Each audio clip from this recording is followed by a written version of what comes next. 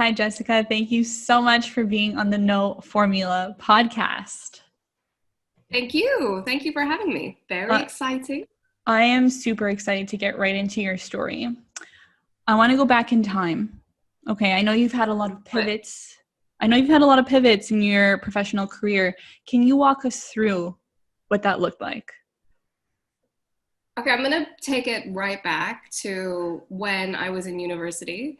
So I went to art school. I moved from Hong Kong to London, which was very scary for my mom. She used to call me because Hong Kong is so safe and very small that when she'd call me, there were like nonstop sirens. And I think that like I must have given her like a tiny heart attack every single time she called me. But so I was studying graphic design and illustration. And in my third year, I said to my tutor, kind of want to quit. Don't know if this is for me. But my mom is Chinese and like we don't quit. So like I stuck it out.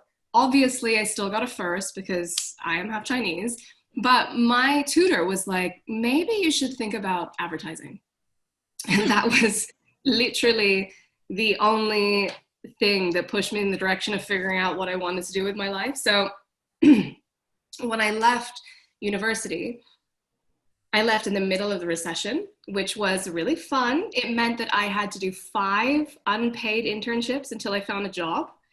And it was really, really difficult. And I think that, if anyone is listening to this and you're a 2020 graduate, I feel you. Feel free to reach out to me because I know what it's like to really struggle to find work, especially when I look back now, because I know how hireable I am, as I know what an asset I can be to a company. So Mm-hmm. it's crazy. So 5 unpaid internships. I mean, I did internships in like design, in like comms agencies, in ad agencies, marketing agencies, and I just really wasn't sure what I was doing. And I landed at this agency and I really liked it. I felt like I was doing a real job from day one, which is kind of the sign that maybe they should be paying you.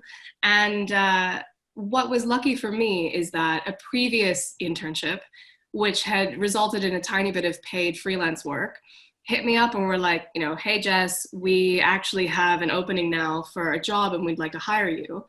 And I didn't love it there. But I was like, someone finally wants to pay me. I should take this seriously.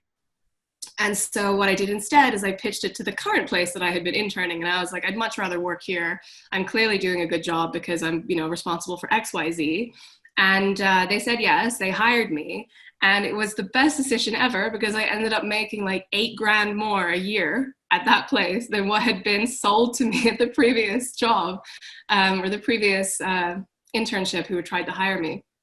So it was an instant win for like the first step on my career ladder.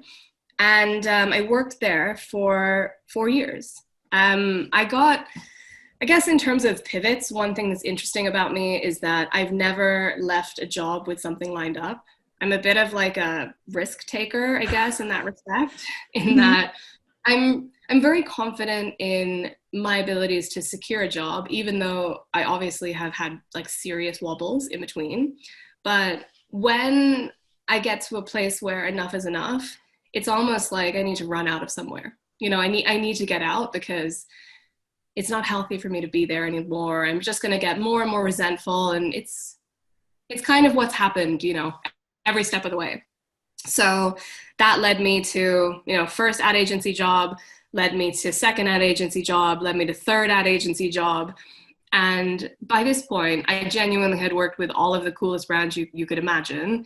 Budgets just got bigger and bigger, responsibility got bigger and bigger, but like I was so miserable. It's a really, it's a sexy industry in terms of, there's entertaining clients and you're traveling, and I've like flown around the world making content for brands, but it's also lacking real purpose and it's really painfully commercial. You only see one side of this, right? You only see the brand trying to push something on TV or on a billboard. And I was lacking the purpose, I guess. So in classic Jess fashion, left my last agency and I was like, okay, enough is enough. I took an actual like proper break, and I had a bit of a career crisis where I thought I might want to do my own thing. Mm-hmm. I didn't for a long while.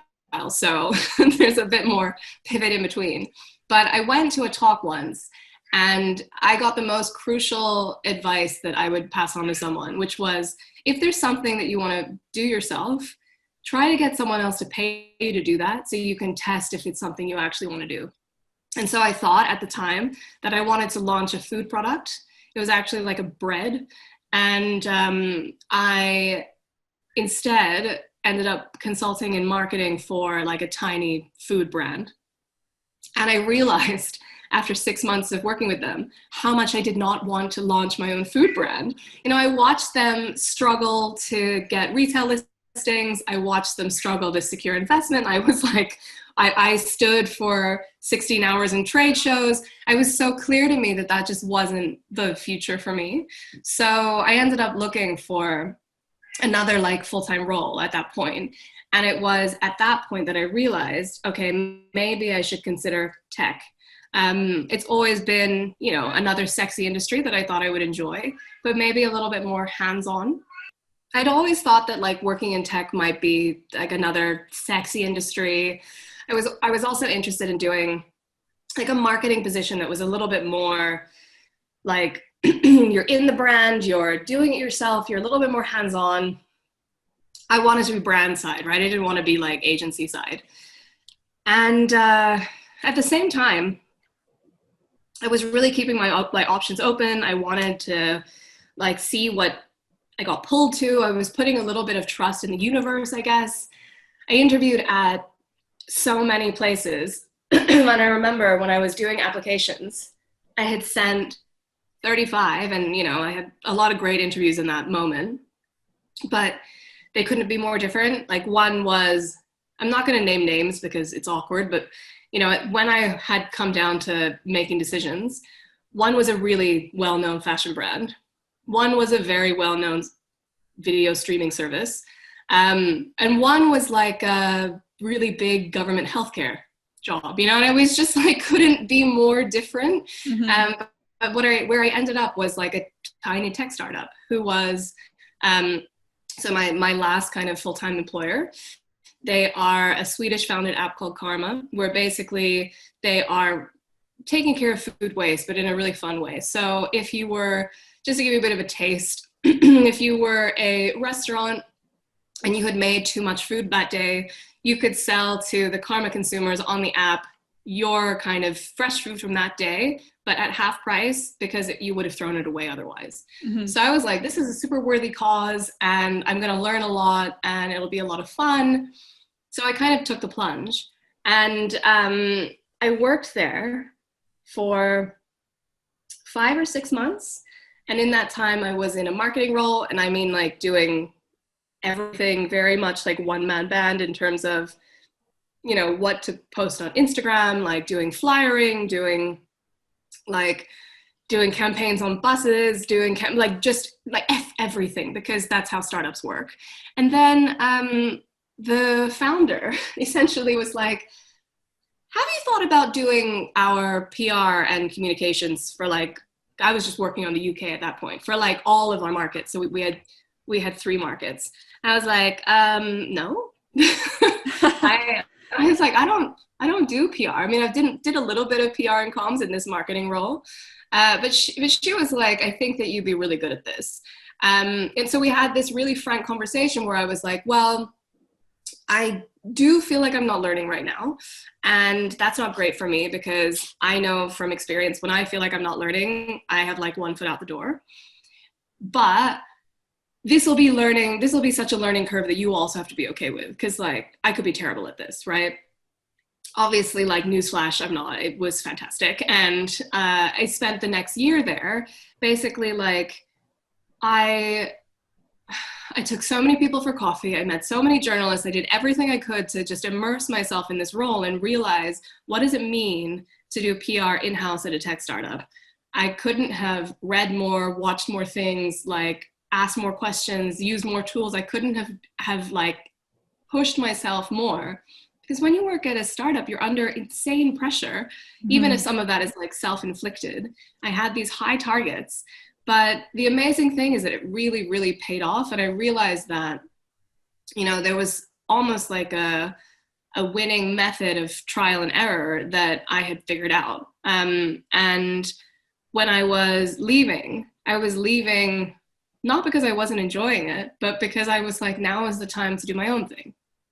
So by this point, maybe we're on like third pivot. What I'm doing now is I left the tech job at the start of the pandemic unknowingly. I had quit before anything had really been like announced in the media, before we knew about lockdown. So I suddenly found myself unemployed, starting a business when the whole world was like on pause, which was terrifying. Oh my gosh. But I left to start one business, and I ended up, a couple months later starting two. So I'm building one business in healthcare. It is in adult social care. We are just getting it off the ground. There's not a lot I can talk about because we have to go through a lot of regulations before we can operate, but it's really exciting.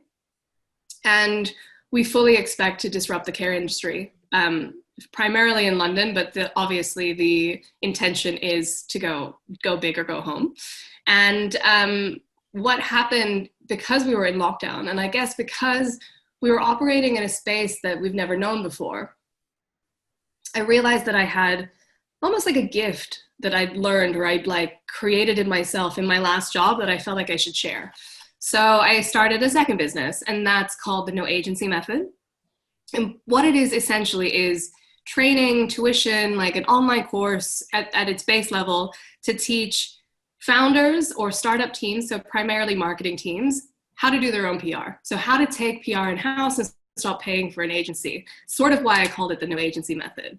It has definitely made me some enemies of people who work in PR, but I think it's so important. It's so needed.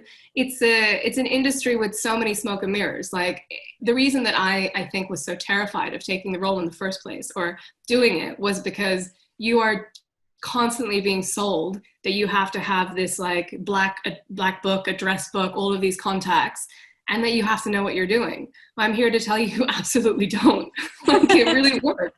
We were winning awards, we were on TV, we've like been in every business publication and every major media publication that I would have hoped for. I mean, there was even a moment where I wrote something for an application, and then it ended up that like Barack Obama was using the words in my application on stage once.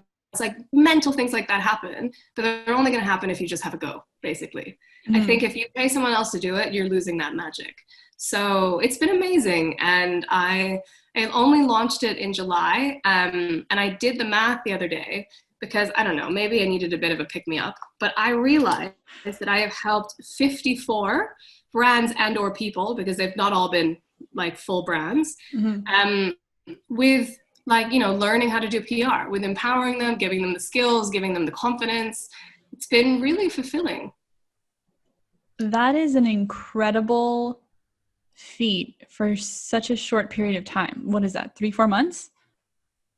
Yeah, it's crazy to look back on. And I guess it's because I've done a mix of teaching like a live cohort, so people come together and learn, and then teaching people like individually online. I'm so happy, really. I'm really proud. I'm glad that I took a chance. I had like a little whisper of an idea in May, and then I started like shopping it around, having chats with people. Then I built it in June, and then I started teaching in July. So I'm like, for me, it was a bit of an antidote to the bureaucracy of trying to build a business in the public sector, to build a business that has that kind of bureaucracy and red tape. Because with the No Agency Method, I could run as fast as I wanted to because it was only me. But it does mean that like sometimes I can't keep up with myself. Like I tell myself that I'm going to put a bunch of stuff online, or I'm going to have like the most epic Instagram game or LinkedIn game or whatever. But like, I get tired, I can't do it. You're just one person. It makes exactly sense. But I think like the beauty of it is that it's so sector agnostic. Like, I've had like meditation coaches, like female empowerment coaches, business coaches, and then like lots of tech companies, as you can imagine, like in property, in insurance, in finance, in childcare, in food. And then I've had a bunch of like things that you wouldn't expect. So like law firm, design agency, branding agency, and then lots of consumer brands. So like chocolate brands, like biscuits, cakes, alcohol, non-alcohol, just like really, really amazing. And a lot of like household startup names that I have always assumed would have had their stuff together to know how to do this. So it's really eye-opening that even if you have been doing this, say being in marketing for a decade, you could still not really get PR. Because that's where I was, right? I was like, I'm not sure I understand this.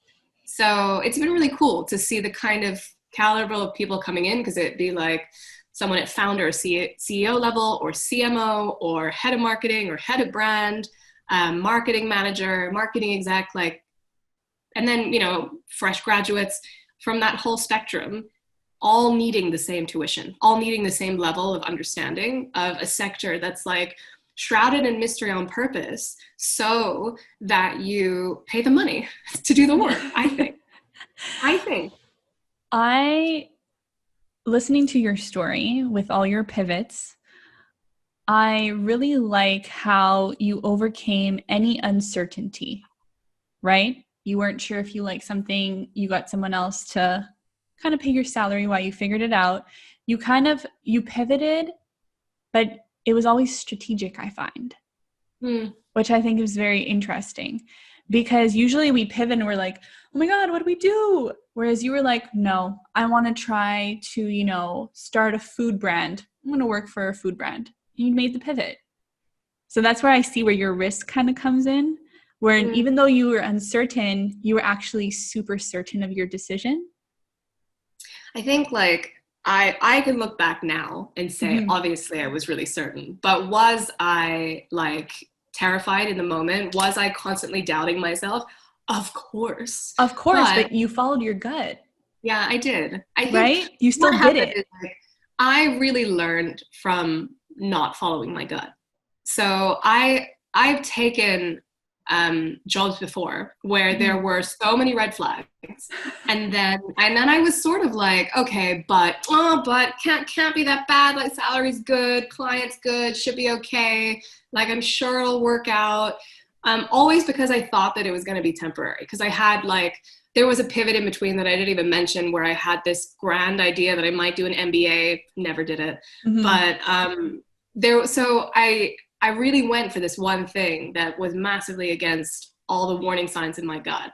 And it ended up being like kind of the worst decision, because it kept me in an industry that I didn't want to be in, working with people that were not my people. And when I look back, all I can say is that I'm thankful that I did it, because it pushed me out harder, faster, and more bruised as a result. And if I hadn't have had that, I wouldn't have the guts to make such dramatic pivots. To know how miserable you can be, I think, then you get the risk kind of factor seems more interesting. Yeah, I've heard people say, like, once you kind of reach a low, that's when you start building yourself up. Because if you're okay, and if you're in that comfort zone, then you just kind of hover there. But when you start going down, you're like, wait a minute, I'm going to start taking action now. I mean, what happens in the comfort zone? Absolutely nothing. Nothing. If you are comfortable in your job, leave. Because that is when you stop learning, you stop growing, you might as well switch your brain off. I mean, obviously everybody, each their own, because some people just want a simple job, which is going to sustain them, and they have other priorities. And there's nothing wrong with that kind of life. Yeah. But it is not me at all. At what point in your career do you think that you finally felt confident in what you were doing?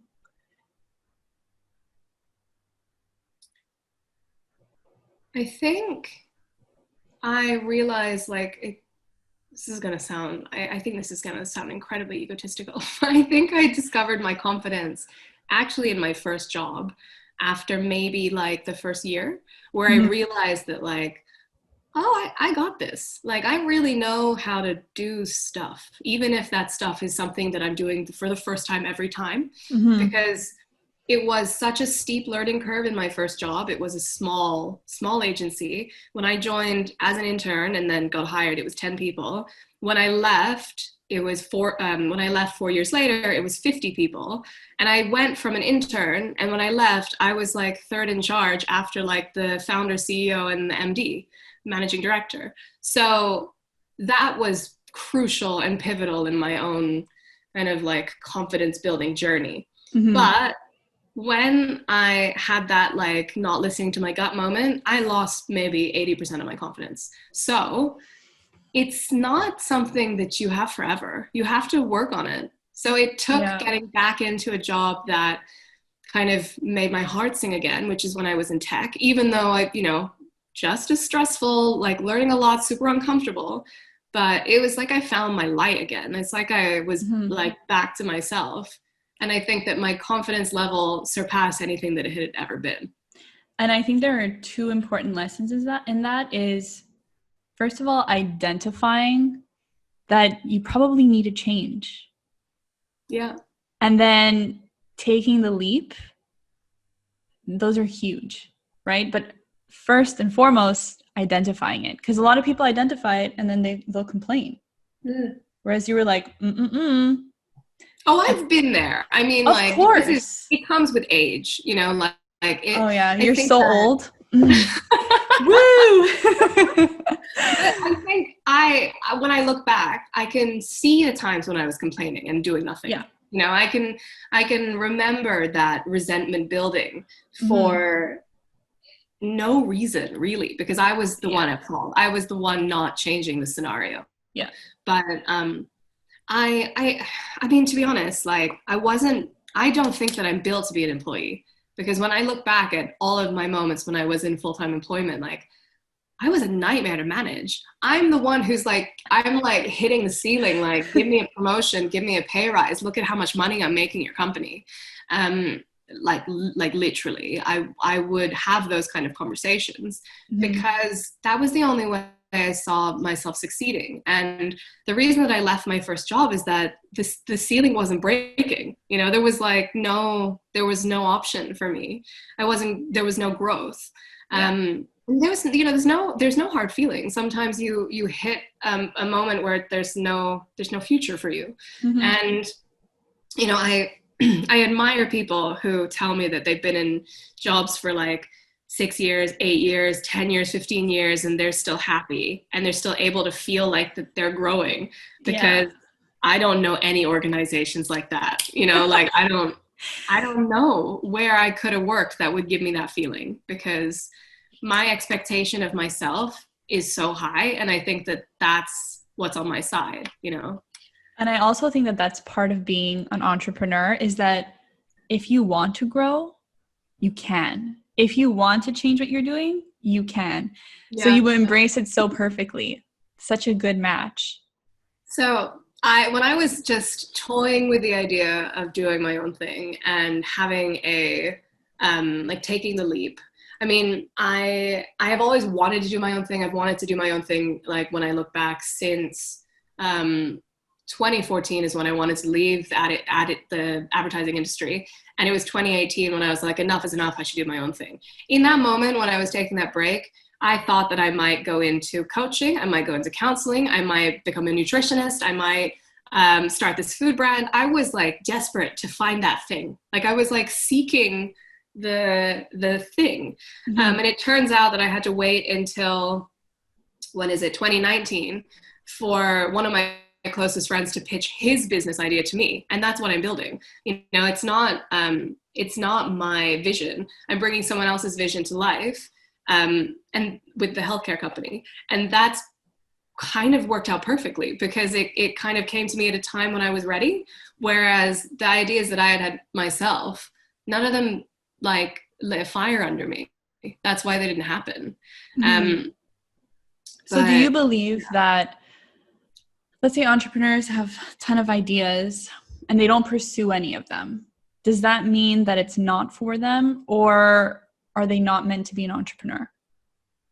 I mean, I think that it has to come down to the action that you put into something. So I am 100% confident that if I had chosen any of the paths that I was toying with when I was having that kind of career crisis, if I right now had been 2 years into building myself as a say a counselor or a nutritionist or whatever, would I be killing it right now? 100%.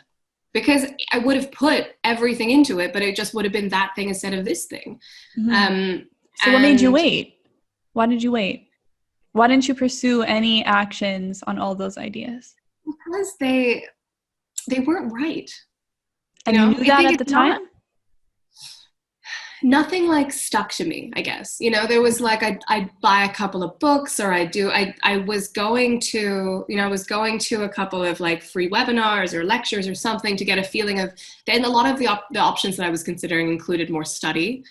And, I was looking into them and everything felt really flat. Nothing felt like sparkly. Nothing felt like exciting, Yeah. And the space that I'm in now and what we're building. I mean, obviously, alongside the no agency method, incredibly proud of that. But this business that is kind of yet to come to life, it's a sector that I know absolutely nothing about. And I think the beauty of that is that it's almost like now I have to figure out my own education. Mm-hmm. So there's still an education element. There's still a school of life element that has to take place, mm-hmm. where I learn as the company grows. So I think I figured it out. I think because listening to all your stories, because you also mentioned that you wanted to get an MBA, and listening to your story, I completely understand that, because I think you thrive or you feel like you're at your best when you're learning. Yes. And you're so good at it. You're so good at it. You starting companies that are small and you're like, oh, you need absolutely every single thing in marketing done. I'll figure it out. That's what you did for the tech company and your first job with the PR, everything. So now that you're working on this new company with your friend, you're like, this is it. This is my learning phase. And you'll continue learning, but that's why you love it so much. Yeah, I mean, I think you've nailed it. And this is going to get like so philosophical and deep now, because now I feel like I need to rethink my whole life.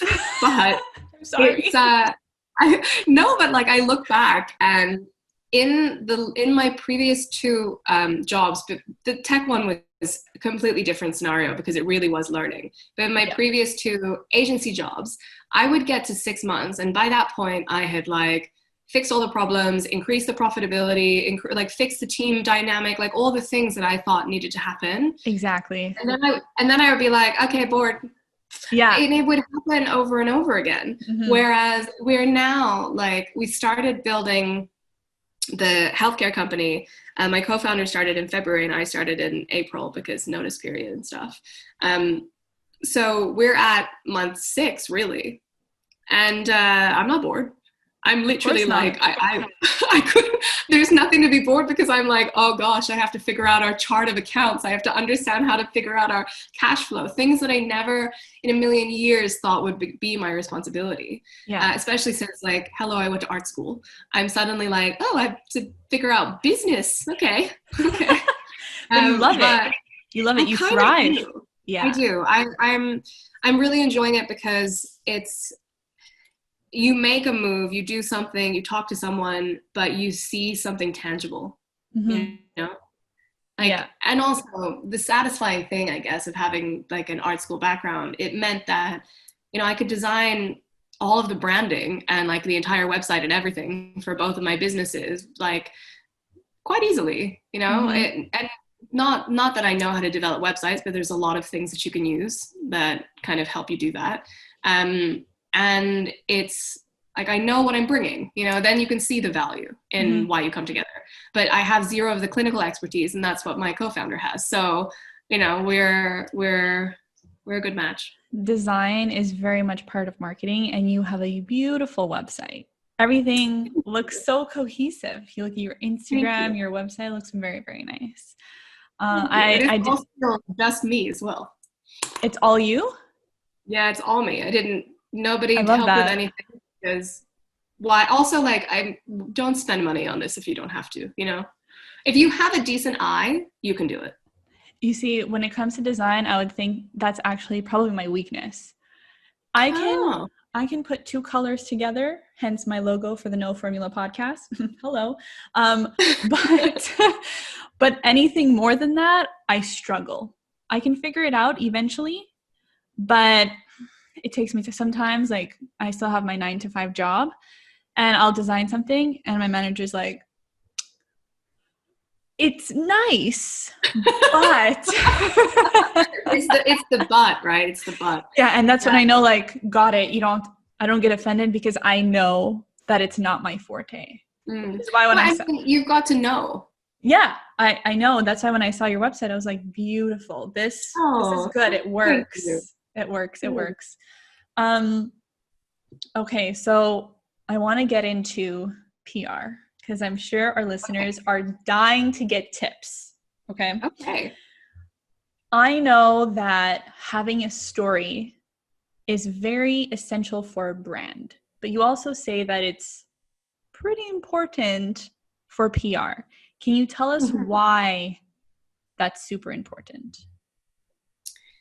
So, when you're talking to a journalist, the only thing they care about is what is the story.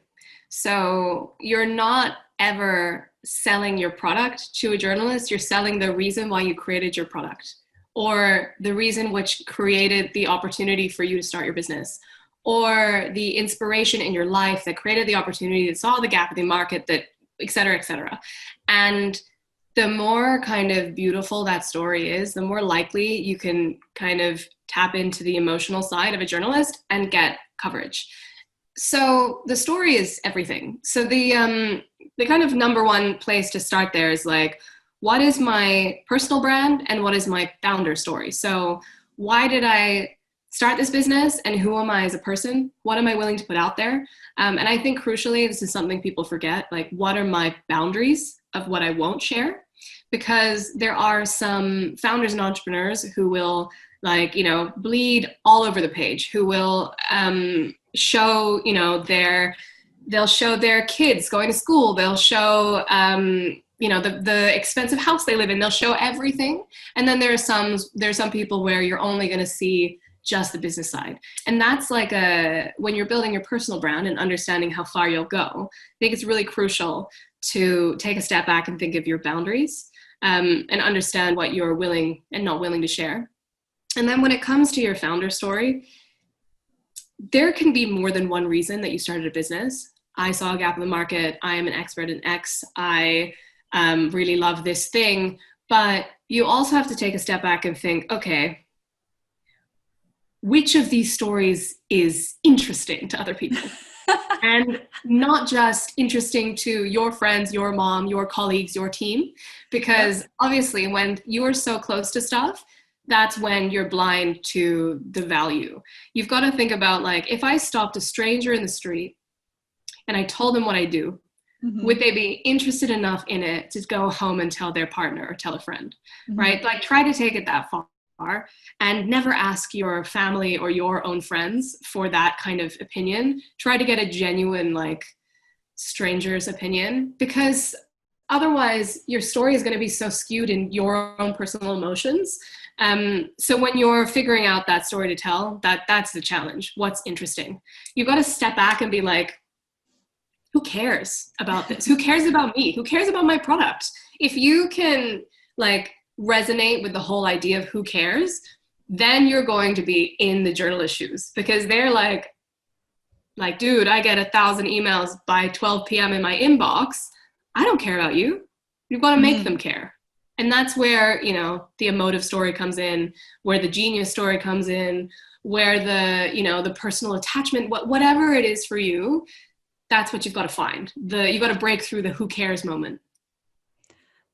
So that means you also have to have a very good subject line in your emails. Hmm, totally. So So one of the, like, actually my favorite lesson in the no agency method is basically called how to send a better email, one that will actually get opened, because breaking through someone's inbox is your ultimate goal, especially if you're going after traditional like print media or online media.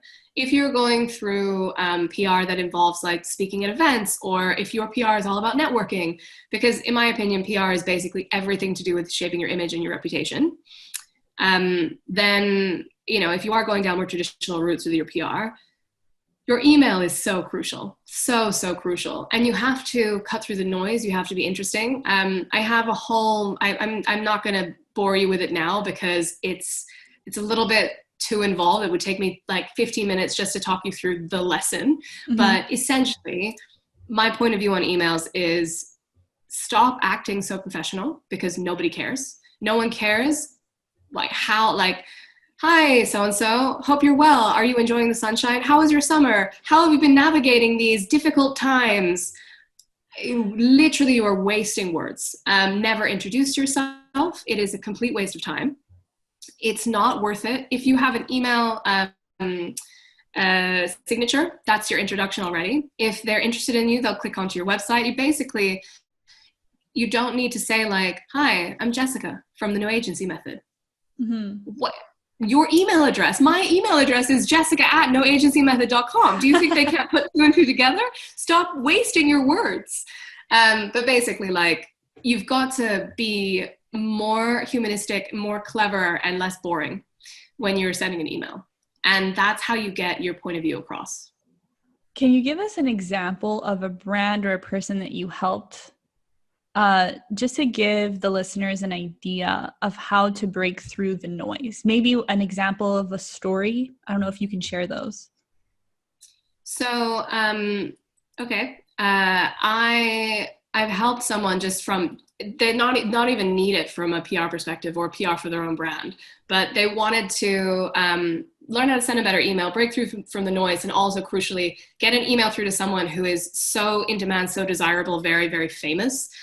So I'm sure you know Gymshark, very, very well-known sportswear, like yes. Really, really well-known.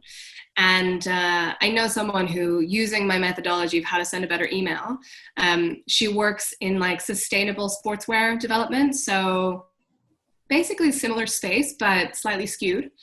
And I don't even know why she was getting in touch or how or what was really required. But using my methodology, she got a reply from the founder of the business. And you know that this is someone who couldn't be more busy and more important. Mm-hmm. So it works. It works. Yeah. I mean, for me, I've used the same methodology of sending a better email to get in front of journalists, to get in front of, you know, people doing awards and anything that I'd needed to open doors. Mm-hmm. But it's the same logic can be used to, if you need to get a hold of a buyer, if you need to get a hold of an investor, if you're looking for a job yourself, your email has to be more interesting. Bottom line.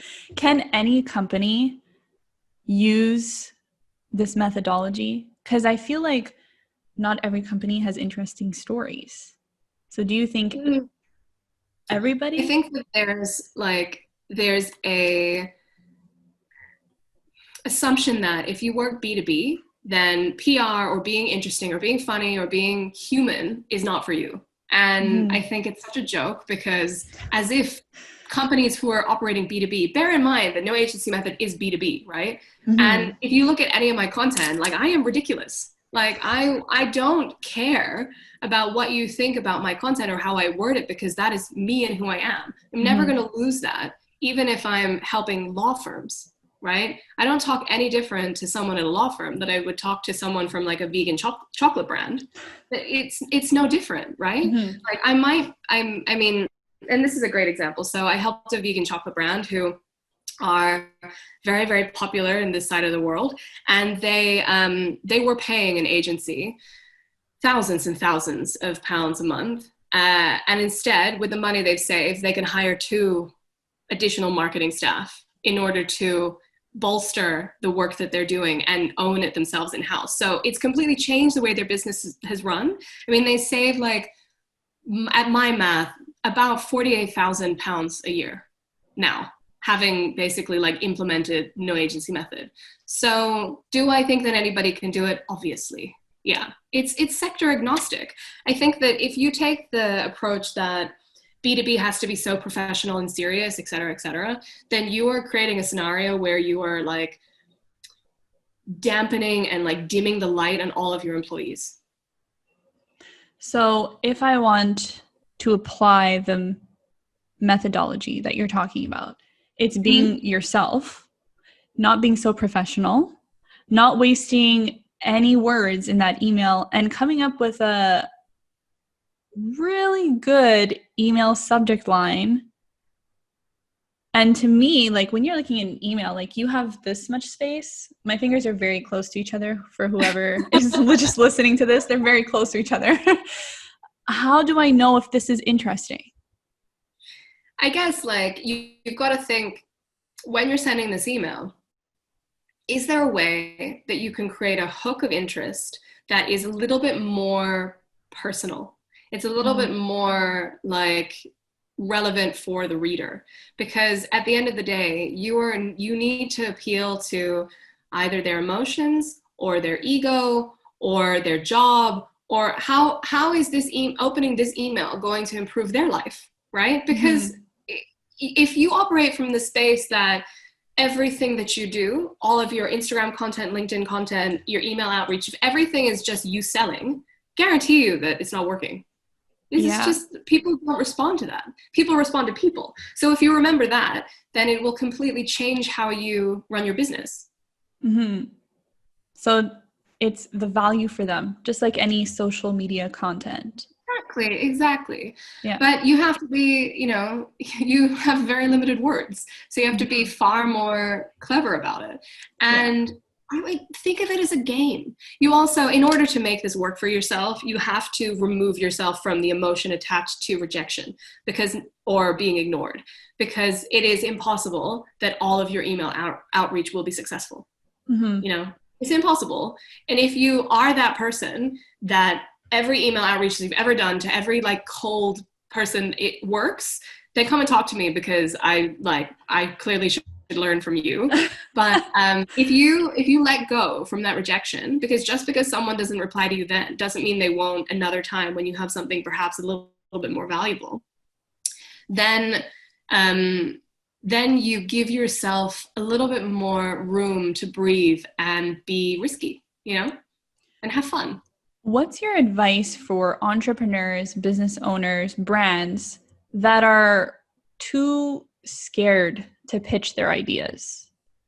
Oh, I think this is such a sad one. Like, the idea of being scared of sales is not going to do anything but harm your business in the long run. So my number one advice for this is, first of all, if you are the founder of the business, or even if you just work for the team, or you're in the company, then you know your company better than anybody else, right? There's no way that someone else could know your business better than you, because you are the one running it. So with that energy, you have to remember that you are the expert of your own business. So when you are talking to someone, when you're selling yourself, you're in a position of power. You are the expert. You're already, able to stand up, put your shoulders back, be proud, and give them the story that they need to hear, because it's coming from a place of expertise. So if you lead from that expertise, or almost like expert advice, I think it changes the way you think about selling. It no longer becomes selling is icky. It becomes, I know what I'm talking about. I really like that you called it selling. I've never thought of PR as selling. I always thought of it as marketing, and it's strictly marketing. But I like that you called it selling. That's really great advice. Now let's say it's pitching, right? It's the same. Yeah. Yeah, that's so true. I never ever realized that though. Mic drop moments. That's what I'm here for. That's what these conversations are for, to learn. It's great. Yeah. Now let's say I pitch my story and I don't hear from them. Should I continuously pitch? Now I can change the pitch. I can change the email subject line. should I be doing that to get through to them, or is there something else that we should know about? So before you figure out any of that, what you would definitely need to do is look at your overall PR and outreach strategy and align it with your business goals.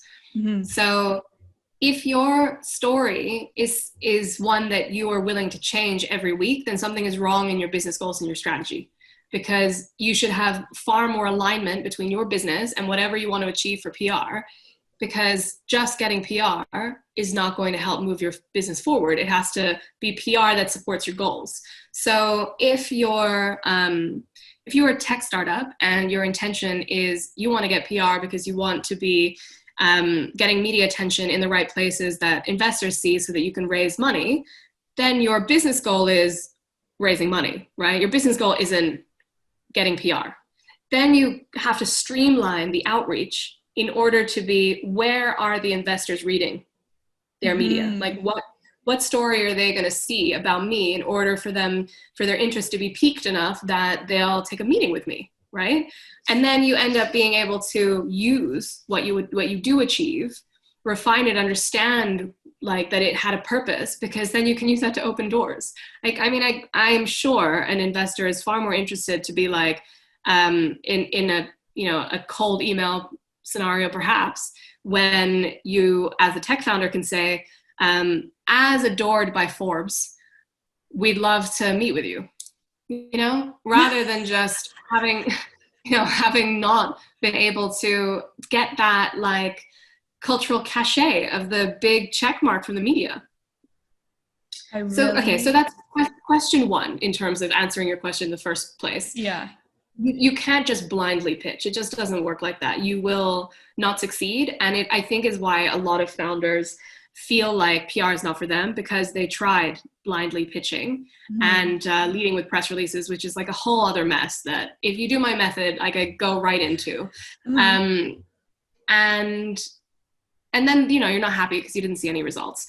But then secondly, if you have sent something and nobody has replied, you have to also remember that kind of like rejection ignoring kind of confidence and be okay with it. But also remember that people are busy. So you have to have given yourself enough buffer room and like a window of time to be pitching, so that you're not selling a story that needs to go live tomorrow because that's when the story launches. You've got to give yourself room that you could pitch it, check in 2 weeks later, maybe a week later. It really depends per media vertical or who you're trying to speak to. Just to be like, by the way, this, just in case you didn't, whatever, just so that you can see if it's completely dead in the water.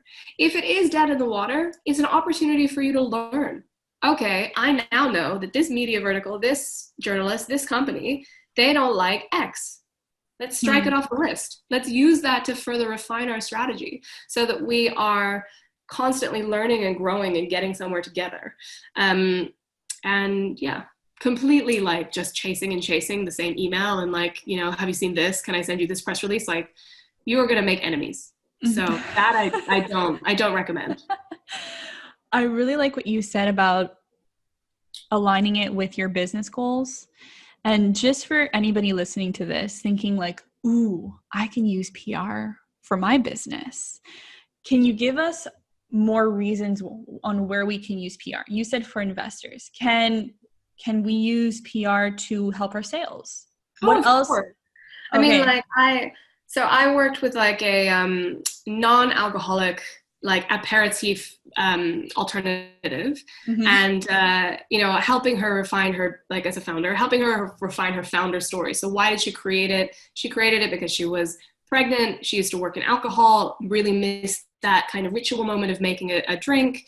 And so created something incredible. I have it in my fridge. It's really nice. And there was an opportunity that came about where she's going to be on TV. And that is PR. So getting on TV means that from a sales perspective, you're suddenly reaching this brand new, ginormous audience. She sold out a year's worth of stock in 2 hours. What? So PR and sales are like this. If you get it right, it's not always going to happen. Like you can never you can never guarantee it one way or another, but sometimes something magic happens. And that magic is going to happen when your story and your goals and the person you're trying to reach, that all comes together, you know? But at the end of the day, any kind of PR that is positive for your business is like another check mark. It's another social proof to say, like, we are important in the eyes of the third party that we didn't like pay, you know? And that's no bad thing. I think PR is many of the times overlooked by businesses, right? I feel like, oh, let's do social media. Oh, let's do video content, right? So what do you, for people who are now listening to this and thinking, maybe I should consider PR, when you're thinking of it after the fact, when you already have your goals and your strategies, how do you start fitting in PR into your maybe daily tasks or into your strategy as a whole? So I think that's where you take the opportunity to make sure that you're all still working towards the same goals. And then you have a look at, in order to reach those goals, what kind of audiences do we want to be reaching? And then where are those audiences hanging out? And then in the process of figuring all those bits out, you have your strategy, right? That's all the places that you want to be. And then you just action on it. And the best time to do that is like if you are not bringing in like an entire person just to manage it, which I think is like very unrealistic for most people. It is useful perhaps to empower your marketing team to do it. And they spend time each morning, scan the media, understand what's going on in the world, and then look at the opportunities to pitch. If people don't think that they have enough time to do these pitches, maybe they're a solopreneur, should they just reach out to huge publications? No.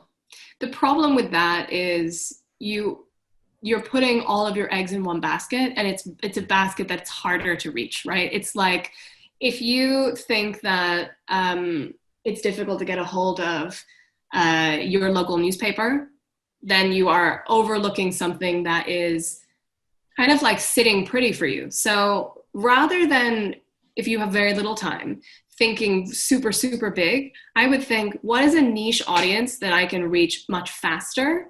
And then you're going to have the thrill of success there. And then you can maybe look at reassessing your schedule if you saw positive returns from that to find the time to do it, right?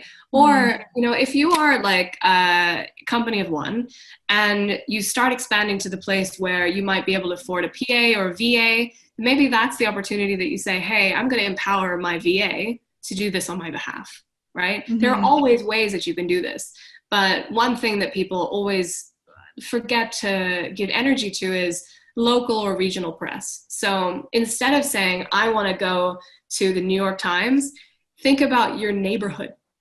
Think about your actual like hometown even. It doesn't have to be where you live. It could be a hometown story about the success in a big city because you are, you know, from that place and it's interesting. And like when you're looking at local or regional press, it's usually as easy as a phone call away. Whereas when you want to reach national, huge media publications, that is like a long slog of pitching. Yeah.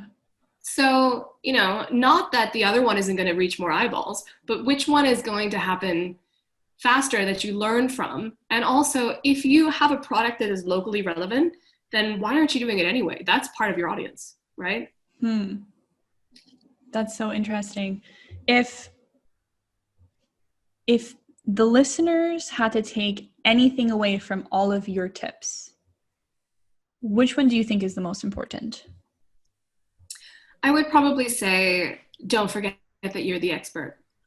Because what I always want to impart to founders and startup teams is a sense of empowerment and confidence that this is possible, that it's not scary. There's, you know, remove the smoke and mirrors, like take the fog away and the cobwebs and everything that you thought that PR was, and realize that I'm the expert.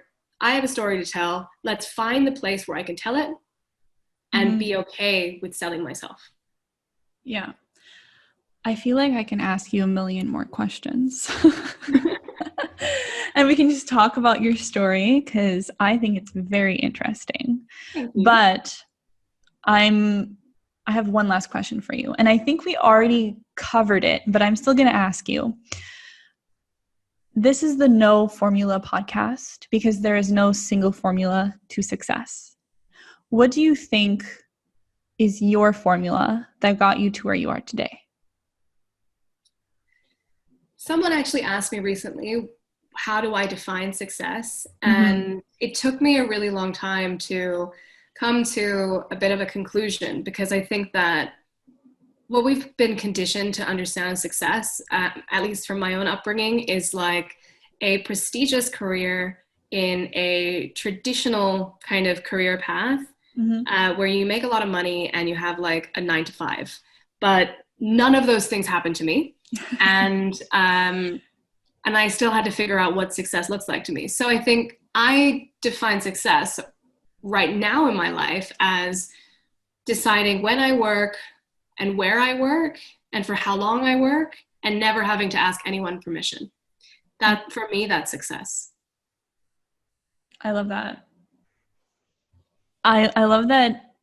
What's crazy is that I feel like I understood that as we were talking. I'm like, she's happy right now. I am happy. And I think it was like the trial and error, not the error, but like the continuously trying different things that actually got you here. Yeah, I think right? I had to jump through a lot of hoops to realize what I wanted. And a lot of it was a slow burn realization that I am a terrible employee. I am a manager's nightmare because I'm never satisfied. And, you know that I can make a company heaps of money and they can like love the work that I do. But inside for me, I'll have this frustration that I'll never lose. But now that I'm doing my own thing, I don't have it. If I have to tell someone that like, today I'm tired, I'm not like, don't feel like getting on with my to-do list, you can't do that. You can't just be like, hey, today's not the one, I'm going to catch up tomorrow. Like you can't do that when you're in full-time employment. And also you can't just like up sticks and chill and go to Italy for a month and work. But which is what you did, by the way, everyone listening. She did it. That's why. I did it. And we are in a different world now. Obviously, remote working is the way forward, and it means that opportunities like that can happen. And I'm in a space in my business where it's possible and we're not needed on the ground. But I think I probably need that in this part of my life to feel successful. And I think like the other thing is for success is to think it's not about being smart or the smartest. I think it's actually about being social. So it's about asking other experts for their help and understanding who you can learn from. Like I know that I'm never going to do our tax return. I know that, but could I do enough courses, read enough books, learn how to do it, become a tax expert? Slowly, maybe. But if you think social, not smart, then you're going to solve your problems faster. I think there's a lot to be said for reaching out and asking for help. I think that, you could say that I'm contradicting myself because I'm telling everyone to do their own PR, and they're going to be like, well, why don't I just reach out to a PR person and do it for me? In my opinion, that's a little bit different because, you're giving away the power of your own expertise to someone who doesn't have it. But there are parts of your business that you're not going to know how to do. But I still believe that getting a bit of knowledge in every part is essential. And then you make the decision of what you're going to delegate, Yeah. Well, Jessica, thank you so much for being here today and sharing your knowledge with us and your story. And we're definitely going to keep in touch. I want to know everything that happens to the no agency method. I look forward to it. I think we were just talking earlier, we're going to chill in Montreal when we can travel again. Yes, I'm so excited. Come and see me in London. Okay. Yes, we're gonna just end this interview now because we have to discuss this. Bye, everyone. Thank you for listening. Thank you.